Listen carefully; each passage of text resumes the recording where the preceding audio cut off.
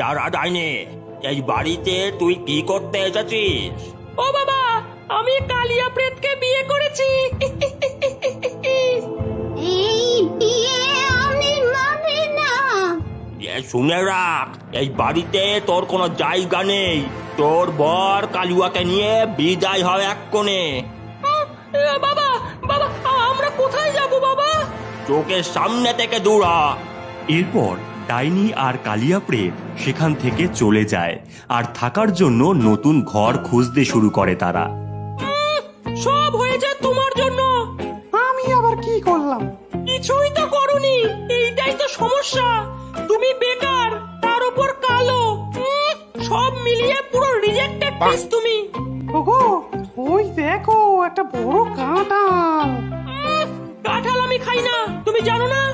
উফ, গিন্নি খাও না। আমরা ওই বড় কাঁঠালের মধ্যে নিজেদের ঘর করব। সব শেষে এই কাঁঠালের মধ্যে থাকবো। হ্যাঁ গিন্নি, তাড়াতাড়ি চলো। এরপর তারা দুইজন সেই কাঁঠালের মধ্যে ঢুকে যায়। বাহ, এতদিনে একটা ভালো বুদ্ধি দিয়েছো তুমি।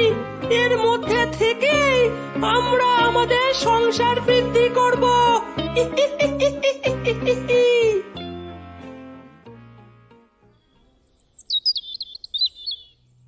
মা বাবা, এই দেখবে চলো আমাদের বড় কাঁঠালটার কি হয়েছে। কোথায় দেখি? এ মা, এমন ফেটে গেল কেন? ইস, জামাইটের জন্য কাঁঠালটা রেখেছিলাম আর কি।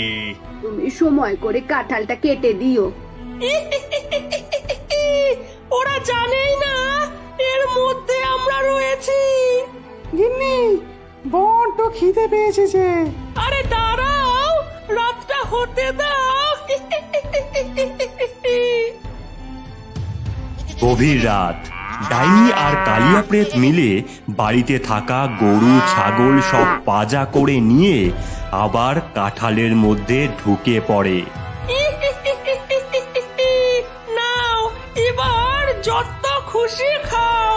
বলছিলাম গিন্নি, ওই বাচ্চাটাকে তুলে আনলে কেমন হয়? হ্যাঁ, ওকে দিয়ে ঘরের কাজ করানো যাবে। তবে দেরি করছো কেন? যাও যাও। প্ল্যান অনুযায়ী ডাইনি হাবলুদের ঘরে ঢোকে আর ঘুমন্ত হাবলুকে পাজা ধরে নিয়ে কাঁঠালের মধ্যে প্রবেশ করে। পুচুং পুচুং পুচুং, কিলিকিলি চুপ। বাচ্চা তুই হয়ে যা আমার দাস। হুপ। আজ্ঞা দিন রানীমা। এই যা যা যা, আমার বরের গা হাত পা টিপে দে।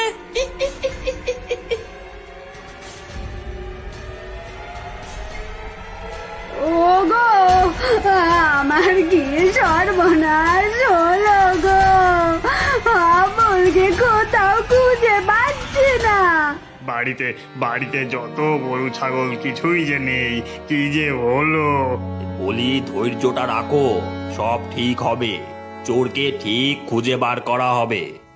গিন্নি, এই বাড়িতে আর কোনো খাবার নেই, আর বাচ্চাও নেই। আমাদের অন্য বাড়িতে যেতে হবে। হ্যাঁ, আমাদের আরো বাচ্চা চাই, খাবার চাই। আজ রাতে নতুন ঠিকানা হবে আমাদের। কথা মতন রাতেই তারা হাবলুকে নিয়ে নতুন একটি বাড়ির কাঁঠালের মধ্যে প্রবেশ করে। এরপর ডাইনি প্রথমে সেই বাড়ির বাচ্চাকে তুলে আনে আর তাদের ঘরে বন্দি করে। তারপর দুইজন মিলে একে একে সেই বাড়িতে থাকা টাকা পয়সা, সোনা গয়না, এমনকি রান্নাঘরে থাকা হাঁড়ি কড়াই, ফ্রিজ সবটা চুরি করে নিজেদের ঘরে নিয়ে আসে। এইভাবে চলতে থাকলে কয়েকদিনের মধ্যেই আমরা অনেক অনেক বড় লোক হয়ে যাব। উহ, গিন্নি, বড় লোক না, বলো বড় ভূত হয়ে যাব।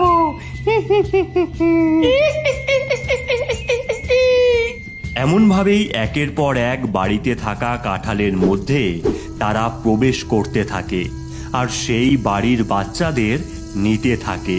শুধু নেয় না, অর্থের লোভে বিভিন্ন ভূতেদের কাছে বাচ্চাদের টাকার বিনিময়ে বিক্রি করতে থাকে।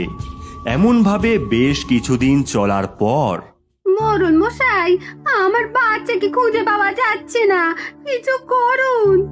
এই কয়েকদিনের মধ্যেই গ্রাম থেকে অনেক অনেক বাচ্চা হারিয়েছে। না না, শুধু বাচ্চা নয়, টাকা পয়সা, গরু ছাগল সব সব। তবে একটা ব্যাপার, প্রতিটা বাড়িতেই একটা মিল রয়েছে।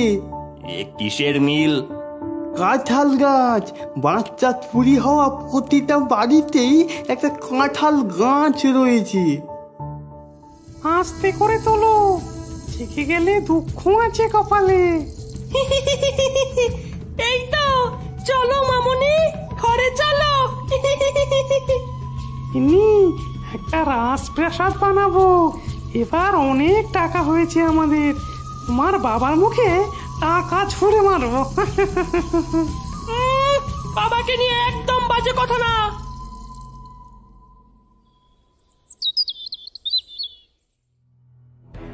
দাদু দাদু, গৌরীকে তো খুঁজে পাচ্ছি না। ও দাদু দাদু। বলি, এইবার কি আমার বাড়ির বাচ্চা নিল তাহলে? আমি জানি না দাদু, তুমি আমার দিদিকে খুঁজে বার করো, তুমি আমার দিদিকে খুঁজে বার করো।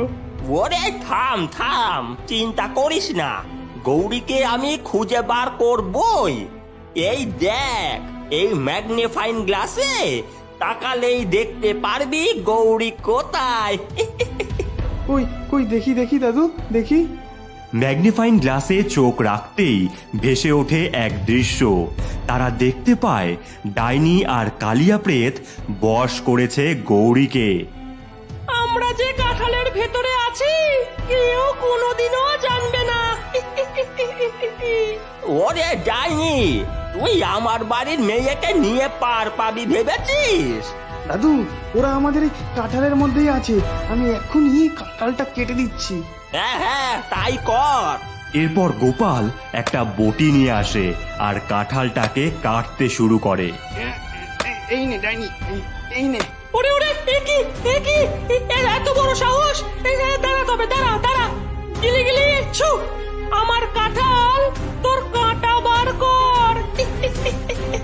ডাইনি মন্ত্র পড়তেই কাঁঠালের গা দিয়ে কাঁটা বার হতে থাকে। দাদু, এই কাঁঠালটা কাটা যাবে না, অন্য কিছু ভাবতে হবে। এই গোপাল, এই তুই নিচে নেমে আয়, এই কাঁঠালকে আমরা জ্বালিয়ে দেব। এরপর গোপাল কাঁঠালের নিচে অনেকগুলো কাঠ রেখে জ্বালিয়ে দেয়। দাউ দাউ করে আগুন জ্বলতে থাকে। ও গিন্নি, সুন্দর গরম তাপ আসছে। অনেকদিন গরম খাবার খাইনি, খাবারগুলো গরম করে নাও তো।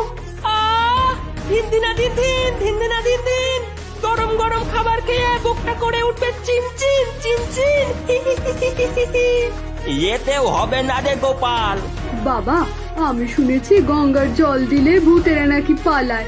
গোপাল, তুই গঙ্গার জল ঢাল। ঠিক আছে মা।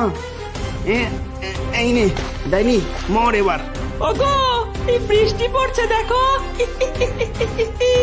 চলো চলো চলো, একসাথে স্নান করি। হ্যাঁ গিন্নি, ওহে ওহে, নাচো রে নাচো রে, পড়ার পরেই প্রথম স্নান। নাচো নাচো নাচো নাচো। কিছুতেই কিছু হবে না। এই গোপাল, এ আমার মাথায় একটা বুদ্ধি আছে, বুঝলি? এখন চল। রাত হয়েছে। ডাইনি গোপালকে নিয়ে কাঁঠালের ভেতরে ঢুকেছে। ছোকরা, অনেক খেল দেখিয়েছিস, এবার আমার বসে আয়। এই নে। কিচ্ছু হবে না, এটা আমার দাদুর চাল। এই দেখ লকেট, আর এই দেখ বোতল। কি এটা? বুপাস বুপাস ফুস, ভূতের দল চলে আয় এই বোতলে। এরপর সেই বোতলের শক্তি ভূতেদের টানতে থাকে। আমার টানছো কেন? না না না। গোপাল সেই বোতল আর গৌরী ও কিছু বাচ্চাকে নিয়ে সেই কাঁঠাল থেকে বাইরে বের হয়। তারপর গোপাল আর গৌরী দাদুর সাথে বটগাছ তলায় যায়। সেখানে উপস্থিত হয়েছে সমস্ত গ্রামবাসী। বাবা, তুই ফিরে এসেছিস? জয় জয় গোপালের গোপালের জয় জয়, জয় গোপালের জয়। জয় শোনো গ্রামবাসী, এই ভূতেদেরকে তোমরা কি করতে চাও? আগুনে পুড়িয়ে মারো, আগুনে পুড়িয়ে মারো। এরপর সেই বোতলের গায়ে আগুন লাগতেই কিছুক্ষণ পর বোতল ফেটে যায় আর ডাইনি বেরিয়ে পালিয়ে যায় আর বলে